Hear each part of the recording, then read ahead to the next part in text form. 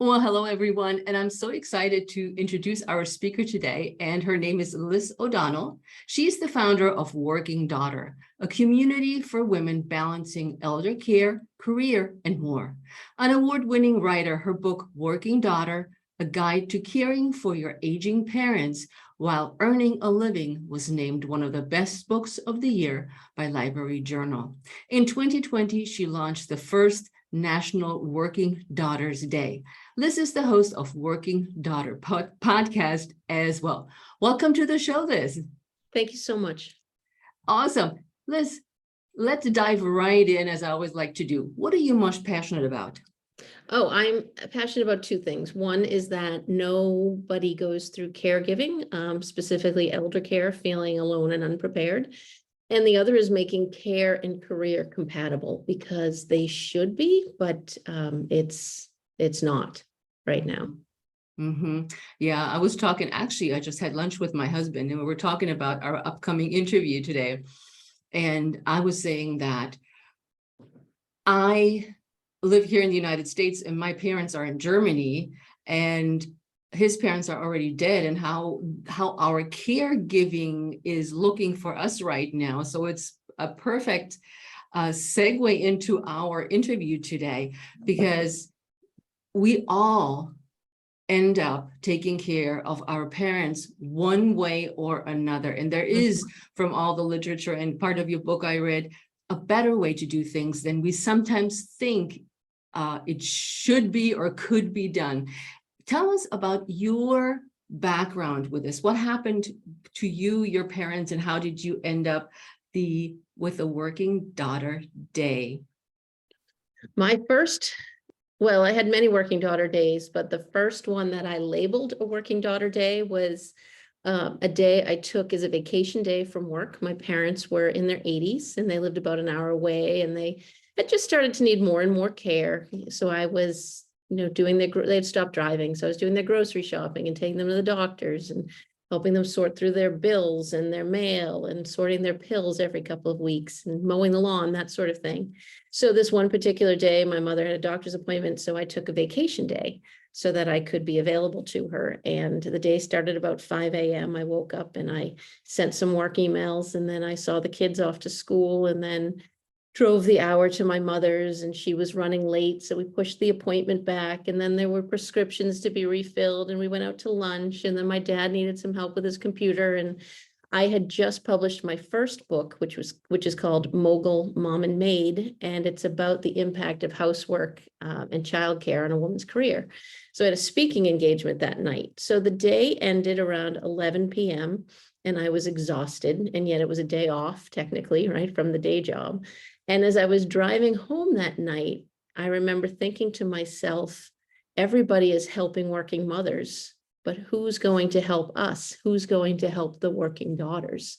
And that was sort of the light bulb moment that I realized that there were, that I wasn't alone, that there were plenty of us out there, and that nobody was talking about it. Very true, because we all wait, or maybe we all try to ignore that our parents are getting older. And just this year, I saw my parents for the first time in 4 years again. And I was like, man, they're really getting old. They're in their 80s. And in my mind, they're always the young and capable parents. And especially, right, I think when you don't see them as frequently, you don't realize how they're aging and what potential difficulties they're dealing with as they're aging. Now, you dove into that. What happened next? Well, what happened next was, so I knew that day that my parents needed more care, but I didn't know exactly what they needed, and I didn't know how I would even fit it into my already busy life. And I think that's the case for so many of us. We see that our parents are getting older like you, and we assume they probably need more support, but what exactly do they need? I mean, it's not anything we've ever thought about or, talked about. So, and there are plenty of resources out there, but they're overwhelming. So I didn't do anything for a while except for worry about it. And then fast forward a few months, and both of my parents were diagnosed with terminal illnesses on the exact same day.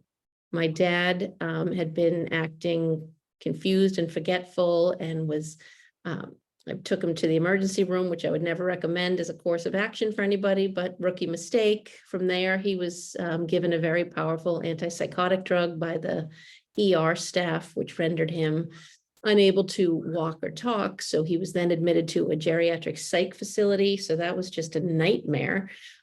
So on this one day, it was July 1st, 2014, I met with his medical team at this hospital, and they told me he had Alzheimer's, dementia, and he could never go home, to find him a memory care facility. And in the meantime, I had placed my mother in a 30-day respite stay at a local assisted living so that I could be with my kids, my job, and, bedside at my father's hospital stay, and she wouldn't be alone. And she experienced some stomach pain. So that facility had sent her to another hospital. And so before I even left the parking lot after the meeting with my father's team, I got a call from my mother's doctor, and he told me my mother had ovarian cancer, and that was what was causing the stomach pain, and probably a few months to live. So that's when I really, really got into caregiving. I mean, that hits home when you get such a devastating news, like especially for you, same day from both parents, that is a lot to take in and a lot to deal with. Now, in this process, do you have any brothers and sisters, Liz? Yes, I have two older sisters. One was local, one was out of state. And so, so eventually we divided up tasks and care, but a lot of learning there. And I hear from a lot of people, challenges of caring with siblings, because you all have different personality types. You all have different relationships with your parents. I mean, you hinted at this when you were talking. It is difficult for us to see our parents aging and sort of process what they need, because it's not a natural state, right? It's not natural for us. Well, we don't think it's natural. It's actually quite natural, but we don't grow up thinking about it. So it doesn't feel natural for us to take on the care of the people who cared for us. So you've got identity crises happening, so all of your siblings are going to go through the process differently and react differently. My way of reacting is I'm really good at logistics, and I can be a real steamroller. So, find a place for them to live, find an elder law attorney, sort through the bills and the wills, plan a funeral, sort through the medications. I'm great at that stuff, and get out of my way. And if you can't keep up, you get rolled over.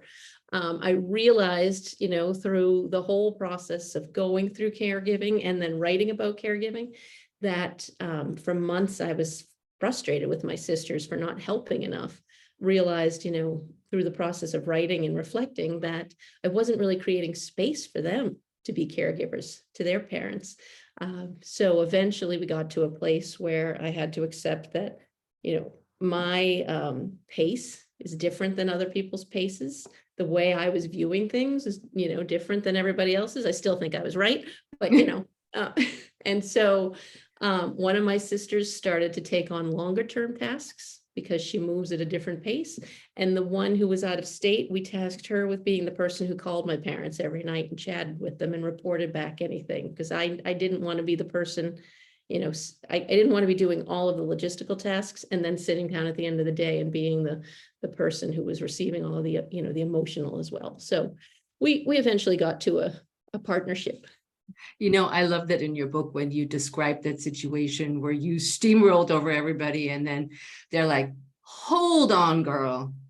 We know you're always the one in charge. Well, how about we'll do this? At least that's how I interpret it. We do this a little bit differently. You can let your emotions shine and don't have to be the boss and the strong one and I got this for everybody. That really resonated with me in your book. So I could just say thank you for sharing that story, because I think a lot of us can relate to that, because absolutely. Whether it's by yourself or with siblings, and we can talk about the different scenarios, is why does this caregiving always fall on us women? Yeah, well, I mean, it definitely, the majority of it falls to women. 60% of family caregivers are women, but that's 40% men, I think, is still a significant number. But I think it falls to women purely from an expectation, societal, standpoint. I remember going to a conference once at a really well-regarded senior living facility. They're one of the models that people look at, and there were insurance CEOs, doctors, senior living executives, nurses, all on the panel. And the word daughter came up 8 times in an hour, and the word son was never uttered once. So it's just an expectation, right? That women are the caregivers and the nurturers and the ones that take on these invisible, unpaid tasks. So I think part of it is society. And part of it is the way women, also society, but the way we've been raised, right? So many of us, we were raised to be good girls, and we don't shake that. We then go on to be good students and good wives and good employees. And we're the ones who plan the birthday parties and the baby showers in the office, right? Who clean up the conference room if it's left a mess. And so so that's a natural evolution into good and dutiful daughter.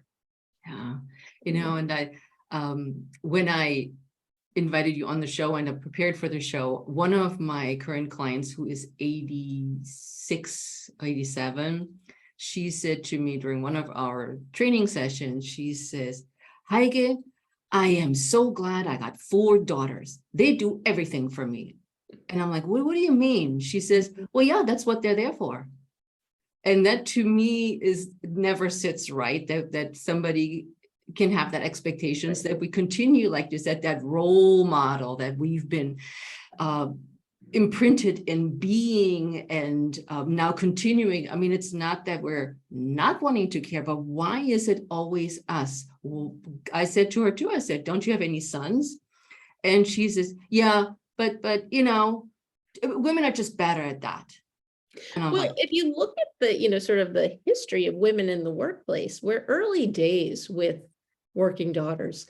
We're relatively early days with working mothers, although, they've been in the workforce for decades. And if you remember sort of the women who came before us in the 70s in their power suits, the real feminist trailblazers who, remember the old commercial, I can bring home the bacon and fry it up in the pan. So that's just a couple of decades ago, and, a generation or two ahead of us. And then my generation, I think we came into the workforce as working mothers, and we were, some of the early generations to say, thanks a lot. You blazed this trail for us. And yes, we're grateful, but but doing it all having it all means doing it all. This is exhausting, right? With working daughters, I think we're even a decade or so behind that schedule, because people are living longer than they used to. So I didn't grow up observing caregiving in my family. And it's not because I didn't have parents who were really good adult children to their parents, but all 4 of my grandparents died pretty quickly from cardiac events. Well, now with modern science, you're less likely to, you might develop the same condition, but you're less likely to die from that. So, my grandfather lived to 80, but my father lived to 90 with chronic illness. My grandfather died pretty quickly. So we're early days in women who are in the workplace, who are raising children, also taking on elder care. And so this 86-year-old client of yours probably isn't thinking about women with careers. She's thinking about how, what it was like when she was at home and parents didn't live that long and women did take on all those responsibilities. So I think we're still new at this, and that the working daughters of today, I believe, are trailblazing. And that's why it feels so difficult. That and a million other reasons, right? You are so right. I mean, this makes so much sense, because she shared with me that she raised her 4 children all by herself. Yeah. She said, I didn't have a house cleaner, I didn't have a nanny, and I was stay-home mom and forever and ever. And I don't think she ever worked. I can't quite recall, but you're so right. Yeah. Yep, it's the age. And when, again, going back to my husband and I over lunch, we were saying back in the days, there was the little village where everybody lived in the little village until for centuries and generations, and nobody actually moved really far. Now, and none of the women worked other than in their domestic chores and family and caregiving chores. But now we women have taken on the opportunities to work and create our own career, like you did, and your big career in marketing, and suddenly we are now expected to drop all of that because of our parents. Right. We figured out ways And I'm not saying it's easy for working mothers. I mean, I wrote a whole book about that too, but we figured out ways to work when our children are young. We're just starting to figure out ways to work when our parents are older. And it's the longevity, right? That the people are living longer. But it's also, the rapidly aging society we're in. So 10,000 people are turning 65 every day. So this is hitting us all at once.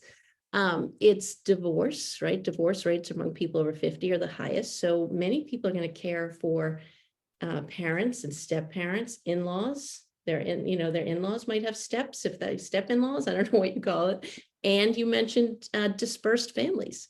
No, we're not all next door to each other in the village, we're across the country. So there are a number of factors that are kind of creating this intensity. So we have us as working mothers. Mhm. There's us with elder parents. Let me rephrase that. Should we prepare ahead for this to happen? Absolutely. And how? Absolutely. Yeah. Yeah, we should. And for a number of reasons we don't. And you touched on this earlier in the segment as well, which was we don't want to talk about this, when it comes and I think you're touching on a really big difference between parenting and taking care of parents. And people tend to equate the two or conflate the two, I should say. And people often refer to, well, it becomes parenting your parents, which I don't subscribe to that attitude for a couple of reasons. Well, let me just touch on that for a second. Assuming your parent has no cognitive decline, you are not parenting your parent. They are an adult who has all this lived experience and wisdom, and you don't just get to tell them what to do. You do get to tell your 2-year-old what to do. When my 2-year-old didn't like going to daycare anymore and he would, kick and have a tantrum, I still dropped him off. He didn't have any say in it. But my 84-year-old mother, with no cognitive decline, if she didn't want to go to an adult day center, she didn't have to go to an adult day center. I had to then adjust what that meant to me and my guilt, and and she made choices, and you have to adjust your choices around that. So that's one of it.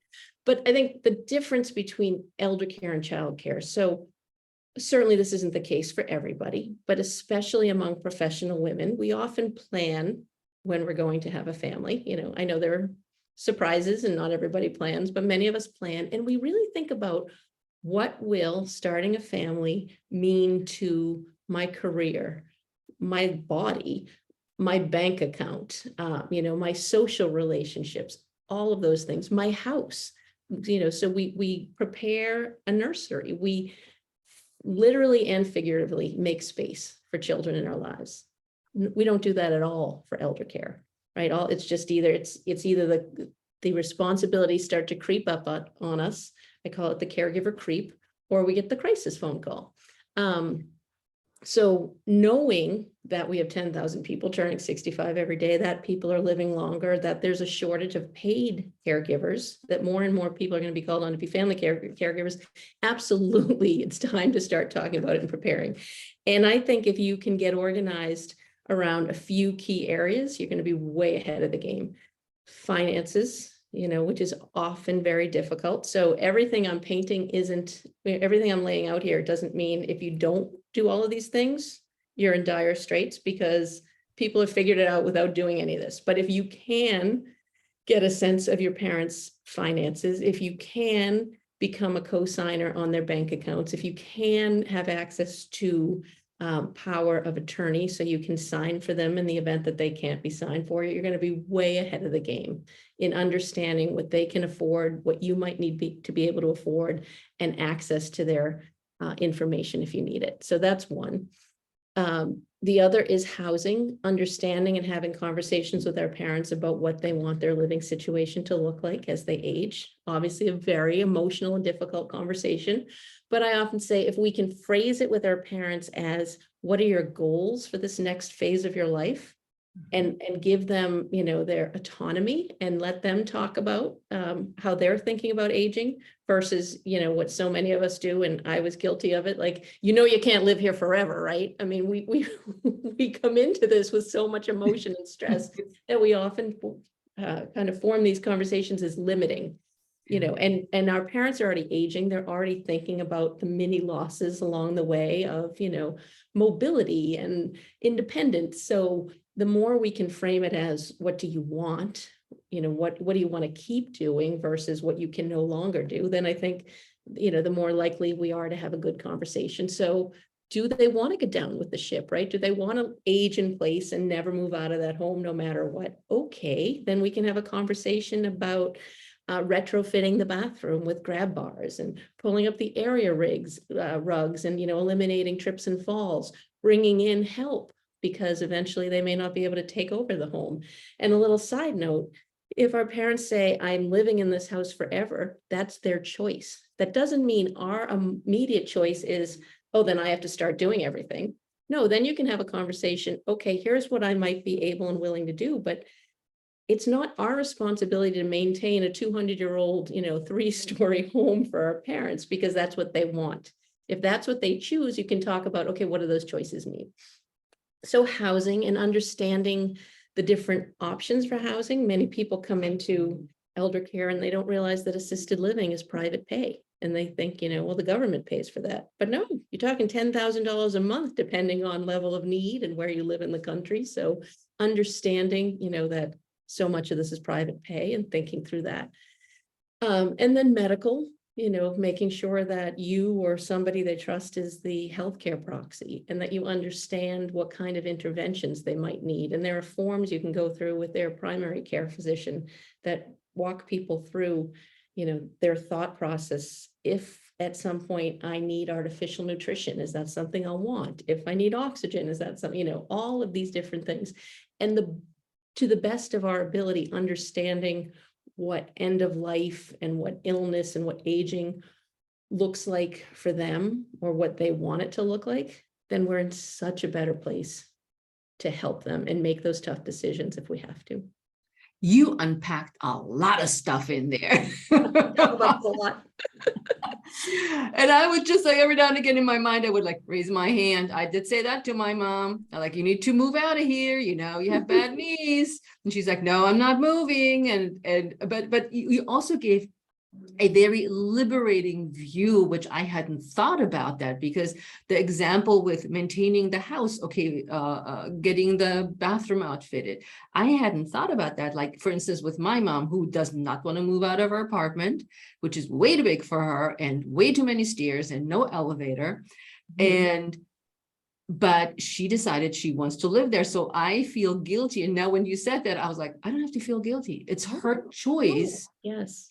And we can do things to make it so that she can age right in that apartment for as long as she likes. And I think that's a really good thing to hear for the listeners, that it's not our responsibility to maintain and to have the status quo as if you were the estate agent of the place. Right.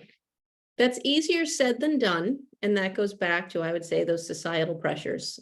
People are going to tell you what a good daughter should do. And, I'm sure you've heard this from many people on the podcast, but, there are many of us who think should be spelled S-H-U-D because it's a 4-letter word, right? And one that we shouldn't use because these shoulds kind of weigh in our head, and they're really other people's value systems, right? Weighing on what we should do. Neighbors would call me and tell me what I should be doing for my parents. Aunts and uncles would call me and tell me what I should be doing for my parents. And I really think it's important for working daughters to get really clear on what kind of daughter they want to be, and then stick to that and not worry about what other people think. And I say this because if you're in the working daughter community, you'll notice that working daughter, certainly some of our members do, but working daughter, we never use the term loved one, because we want to be conscious that, and I'm kind of varying on to another topic, but not everyone is caring for someone they love. Some of us are caring for parents that maybe didn't do a good job caring for us. There's so much family trauma. And so I think these pressures of this, this ideal of what that perfect working daughter does and acts like and feels and thinks is just one more layer that we don't need. And so getting clear about who you want to be and how you want to be as a daughter, I think is a really important step. And so then if mom stays in the apartment with the stairs, that's too big, you may choose to drop everything and move in with her. I don't know. There's no right or wrong. There's no one way to care. Or you might say, Mom, my best advice is, that you downsize or you move to a one-story, you stop using the first floor. And here's what I'm willing to do to support your decisions, but I'm also going to go, I also can't be here Monday through Friday, or I'm, whatever those choices are. And then put your blinders on to what everyone else says you should do, and know that you've got a clear head and a clear heart. That is very good advice, because it's like you mentioned, tapped on it a little bit, the guilt that we have that we're not the perfect daughter. And the shoulds are really, I hate the word should. All we should be doing is be happy. That's what I think. But when you think about that, this is a very good advice, because I don't think many women think that way, that they say, okay, what do I need in order to help? And I love that you said not the loved one, but the parent, my mom or dad, because it's very true. You don't love everybody that you're related to. And neither do you have to. Right. And that you make it, and that brings us in a little while into the segment about the career proofing your elder care, is that there is a way to do it better, not perfect, but better. So you are not feeling sucker punched in the face, which you probably anyways, if there's an emergency, and you can lay out those steps, like you said, the legals, the doctor forms. And we did a couple of years ago, we did our will, which includes a lot of when I die, or when I'm on respiratory, or will I be resuscitated? All these things are in there as well. But as you also touched on something that I didn't think of, is permission to talk to the doctor, to have care, to have access to the finances. And I know you hear all these horror stories about, I signed over this financial thing to my daughter, my son, whoever in my family, and now I have no money. They took all my money. I think these are just far and few in between stories, I would hope. I hope so. But this are good things to keep in mind. And when you guys listening, don't stop the car or whatever you're doing, come back later, take some notes. Liz will put her contact information in the show notes, so you can get more detailed information of what she would recommend as a working daughter, what you can do to start the process and continue the process through with elder care for your parents. Which brings me to, how do you career proof your life with elder care, with caregiving? Yeah, it's challenging, because in another way that elder care and child care are so different is assuming a healthy child and a normally developing child. And of course, not talking about children with special needs, because that's a different caregiving challenge, but assuming a healthy child, there's predictability, and the level of hands-on work actually decreases over time. So that at a certain age, you might send your child to a daycare if you choose to, and you definitely know that at a certain age, your child is going to, K through 12, and what the hours are, right? It might start out a part day, and then it goes to, 8 to 2 or whatever. When your wellness checks are supposed to happen at 3 months, 6 months, 1 year, when to get shots, all that good stuff. When vacations are, and when you might need to take time off of work because there's school vacations and you don't have coverage. So there's a predictability in childcare that does not exist at all in elder care. You never know when someone might have an emergency or need you. So career proofing, I think, really comes down to keeping your house in order at work to the best of your ability. Starting to adopt, if you have parents, they're not going to get any younger. That just doesn't happen. So starting to think about, do I have a team of colleagues who have my back? Am I working in teams? Do I save important materials on my hard drive? Well, stop it and start to put them on the Google Drive or the server at work, so that other people can access. So basically conducting yourself in a way that other people can pick up your slack if you ever get that emergency call and need to run out. So like I said, no important documents saved where no one else can access them. CCing people on important emails to clients, thinking about, do people understand where my projects stand, what needs to happen so that they can step in? It kind of help me help you, because we're all going to go through this at some point in the workplace. And so I think the more we can sort of be in it together at work and understand there might come a time when you run out the door and I'm going to pick up the slack for you. You might never reciprocate that to me, but maybe you pay it all, forward to somebody else. Or, I mean, we all have lives. And I think COVID showed us that every single one of us has a personal life, and those personal lives encroach on our working time, whether it's elderly parents or children or neighbors we support or puppies we adopted during the pandemic. I don't mean to equate our parents with puppies, but we all have stuff that interrupts our day. And so how do we conduct ourselves in a way that our teammates can support us? I think that's the most important thing we can do. From your experience, what has your experience been with companies? Are they less likely to hire somebody that has elderly parents? Like sometimes we know that the prejudice is there. Oh, you're pregnant, we're not going to hire you because you're pregnant, or you're in that age group. Do you experience the same at our age with aging parents? I honestly don't think companies are thinking about it, which may be a blessing and a curse, mostly a curse. Maybe the blessing is they're not thinking. Yeah, I mean, there's certainly the pregnancy discrimination, and I've been involved in those conversations and wanted to throttle, my coworkers on the hiring team when they say, well, they're probably going to go have a baby someday. That's illegal. And that's probably what a lousy 12-week maternity leave, work around it. They're not having those conversations like, I wonder if she has elderly parents. So I think partially it's a blessing that they're not thinking about it.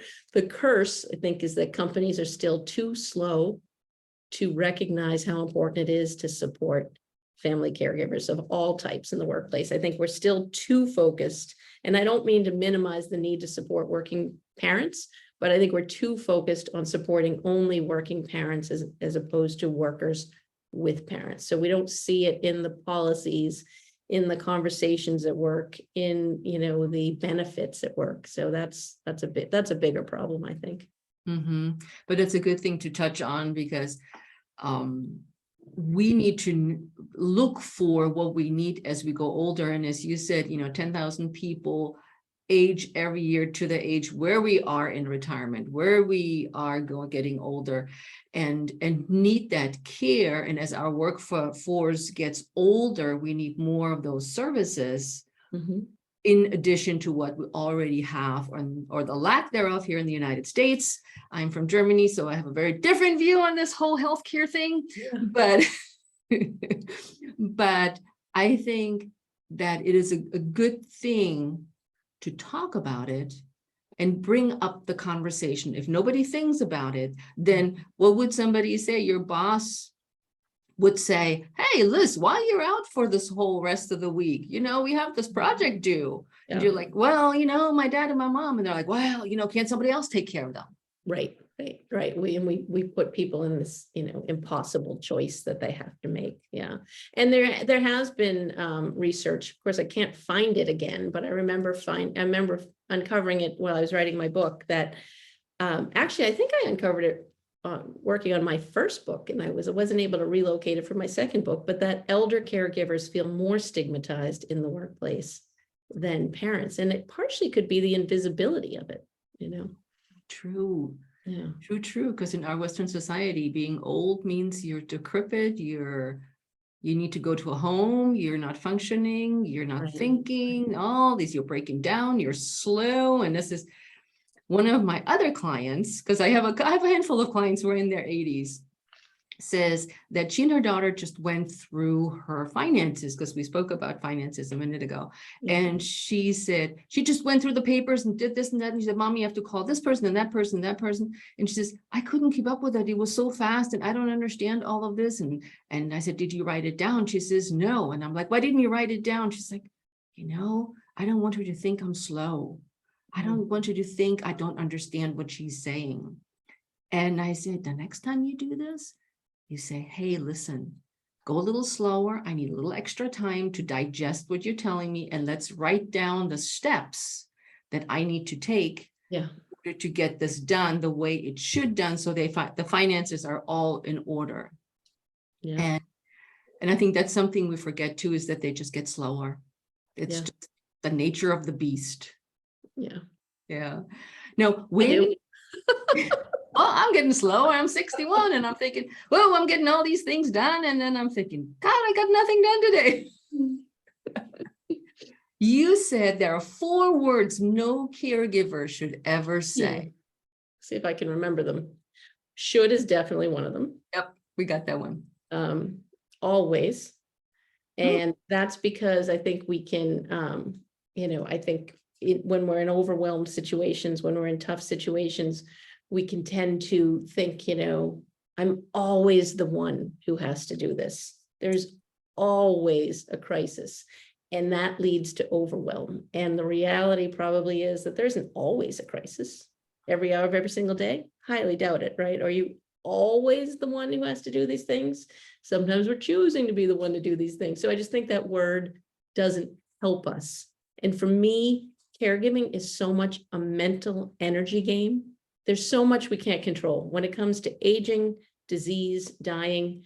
Those things are not in our control. We can only control what we can control, which is our own thinking. So I think that word always, when we start to go, I'm always the one, it's always this way, every day is bad. And so never is the flip side to that, they never help me. I never get a break. Probably not reality. And so that kind of thinking just doesn't help. And I can't remember what the 4th one is. Okay, 3 is pretty good, I think. You hit the should, you're at a good start. always, the never. I don't know, maybe if you think about it, we'll find out the 4th word, but 3, I think, is pretty good. These are definitely coming up and they're like ringing a bell. I always am. I never have. Why me? Why me? Why me? Could be another one. Yeah. Now, you also said caregiving can be a gift, but oftentimes it feels like a burden. Why can it be a gift? There's actually research that excites me that comes out of Johns Hopkins University and the University of South Florida, these 2 professors who have been studying the impact of caregiving for years. And some of the research they've done, so a lot of the research around the impact of caregiving on individuals is that it leads to, stress and health problems. And that is all true. That data is all real. And these 2 professors have also found something they call the caregiver's gain, that caregivers compared to non-caregivers, this is when caregiving ends, actually have better cognitive skills, physical strength, sense of self-esteem, and just an overall, and better longevity. So stronger mentally, physically, better sense of self-esteem, and better longevity. And their research doesn't get a lot of play. And partially it's because it bucks all the other research that's out there. And so, it's hard for them to get a lot of momentum for this research when it negates all the other research that's out there. But I've spent a lot of time talking to them and going through the research. And I think I can attest to certainly the sense of worth and self-esteem that comes from showing up for people when they're at their most vulnerable state. I think so many of us as human beings, what we actually long for is just true connection. And there is nothing that I think feels better than showing up in that warrior mode, all in to care for somebody when they really need that care, not to do it for what it does for you, but just to give and advocate and just be so fully present like one is oftentimes, at that end of life is an incredible feeling after the fact. Guilt-free, left nothing on the table, did what I needed to do. There's an incredible boost that comes from that. And I think if caregivers might know of this before they go into caregiving, then they might have a better experience and a better thought process through caregiving. And I liken it to exercise. There are actually some people who really enjoy exercise while they're exercising. And there are many people who who exercise because they know they're going to feel good for having done the exercise, even if maybe they don't enjoy, the actual activity in the moment. There's that endorphin feeling, that, great feeling that comes with having sweated out, right? So many of us, the alarm goes off in the morning and it is the last thing we want to do to get out of bed, but we do it because we know we're going to feel good for having done it. And so I think if more people could understand that about caregiving, that it is hard and it does lead to stress and oftentimes burnout and weight gain and all kinds of things. For me, I was grinding my teeth so much from the stress, I cracked my front tooth off during caregiving. I wasn't even aware of it. Mhm. But after the fact, this sense of accomplishment, of connection, can really be a boost. And it's also, but I think why people volunteer for their Absolutely. favorite charity, for the similar feelings. Yeah. Yeah. And I think also these feelings that, when you think about it, the way you laid it out for us, is that you can take those traits and those things you learn throughout caregiving also very well into your job as a working daughter. Mhm. Absolutely. Absolutely. And you know what? And there are other skills, or I would say those are feelings, but there are also skills that we learn as caregivers that I think are incredibly valuable in the workplace. And I think it's important for women having gone through caregiving and maybe needing to come back to a work situation. Some women, 60% of caregivers, especially the women, report either cutting back hours, changing to a job with less responsibility, or quitting altogether. You come back into the workplace, you're tired, someone might have passed away, you're grieving. In my case, I sustained myself on Twizzlers, Diet Coke, wine, and coffee for months, so I packed on the pounds, right? You're not feeling your best, right? And I lost a lot of influence at work because I was, leaving and canceling, and I took a job with lesser responsibility. So to come back into the workplace and start to rebuild your confidence, I think it's really important to reflect on what you did learn and what you now can bring to the table. Negotiation skills. I mean, don't tell me that the only doctor's appointment available is at noon. I'm going to get that 9 o'clock slot. Caregivers can negotiate for what they need like nobody's business. We're working with lawyers. We're doing financial planning. We're administering medications. So we're, attention to detail and dealing with all these different departments and coordinating, multi-levels of care. Advocacy and compassion and understanding a huge growing demographic, which is also a huge money opportunity. This is a big market aging. So we bring so much to the workplace, even when we've been out of work for a long time. So I think it's important that we build ourselves up and also that the workplace recognizes the skill set that these people bring. Yeah. I love that you mentioned exercise, because I'm coming from caregiving from an exercise and nutrition point of view. And I know about those situations, weight gain, reducing stress, having to exercise or not having time to exercise because you're so caught up in caregiving that you just neglect yourself and don't take care. You take care of the person and their needs and do nothing for you and your health. And so I'm glad you mentioned that, because it is a big part to put into that somehow. I know it's difficult, and you painted a perfect picture of running around, doing all this, battling the doctors and getting appointments and getting the prescriptions filled and all this nonsense that could be way easier from a healthcare point of view. Right. But we're not talking about that. So can't fix that today. Yeah.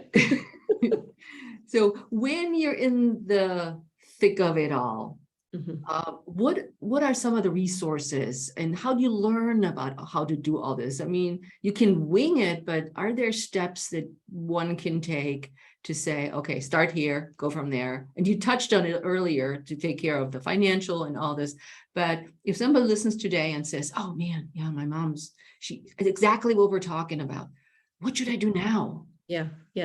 We offer at Working Daughter, we offer a Caregiver 101 program, and it's less than $30, and it gets you those checklists that you need basically to start organizing around those areas that we talked about: the financial, the legal, the medical, and the housing.